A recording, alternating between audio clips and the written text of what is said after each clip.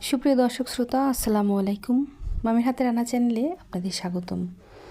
মাত্র 2-3টা আলু সিদ্ধ আর একটা ডিম দিয়ে অসাধারণ পটেটো বল বানিয়ে ফেলেছি।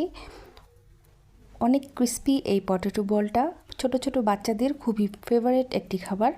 আপনারা খুব ইজিলি মাত্র 2-1টা উপকরণ দিয়েই এই ক্রিস্পি পটেটো বলটা বানিয়ে বাচ্চাদেরকে খাওয়াতে পারেন।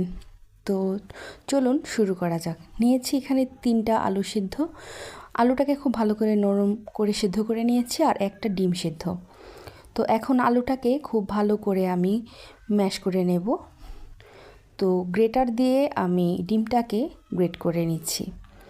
আলুটাকে খুব মিহিভাবে আপনারা ম্যাশ করে নেবেন। চাইলে গ্রেটারের সাহায্যেও আলুটাকে গ্রেট করে নিতে পারেন। দিয়ে দিচ্ছি 1 চা চামচ পরিমাণ চিলি ফ্লেক্স। এটা হচ্ছে শুকনো মরিচ আছে লাল, ওইটাকে গুঁড়ো করে দিয়েছি, মানে ক্র্যাশ করে, অতটা মিহি গুঁড়ো না।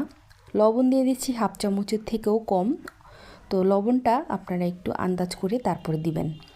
দিয়ে দিচ্ছি কর্নফ্লাওয়ার, এখানে 3 চা চামচ উঁচু উঁচু। তো প্রয়োজন পড়লে আমি আরও দিয়ে নেব। দিয়ে দিচ্ছি টেস্টিং সল্ট 2 চিমটি পরিমাণ।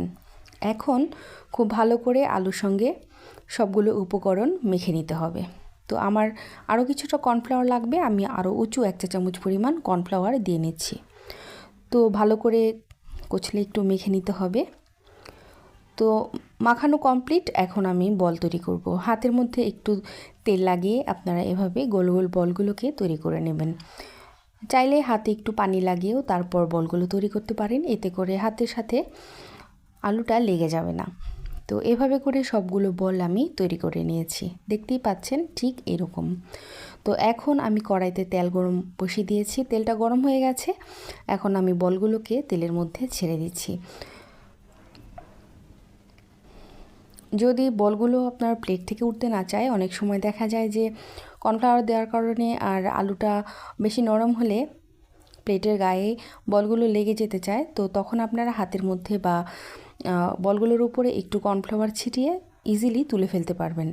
তো আমি এভাবে করে সবগুলো বল গরম তেলে দিয়ে ভেজে নিচ্ছি। প্রথমে চুলাটা মাঝারি রেখেছিলাম, 2 মিনিট পরেই চুলাটা একদম হাই হিট করে নিয়েছি। তো একদম চুলাটা বাড়িয়ে দিয়ে সবগুলো বল আমি ভেজে নিচ্ছি। গোল্ডেন ব্রাউন কালার হলে আমি বলগুলোকে তুলে নেব। তো মাত্র 2 মিনিট লেগেছে, আমার বলগুলো কিন্তু ভাজা হয়ে গেছে, দেখতেই পাচ্ছেন কতটা বড় হয়ে গেছে ফুলে। তো এখন আমি সবগুলো বল তেল থেকে ছেঁকে তুলে নিচ্ছি।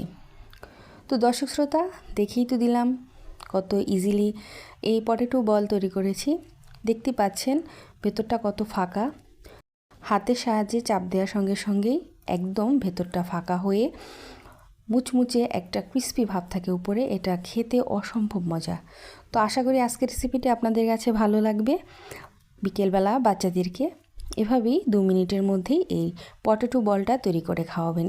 হেলদি এবং পুষ্টিতে ভরপুর এই পটেটো বল। সবাই ভালো থাকবেন। আল্লাহ হাফেজ।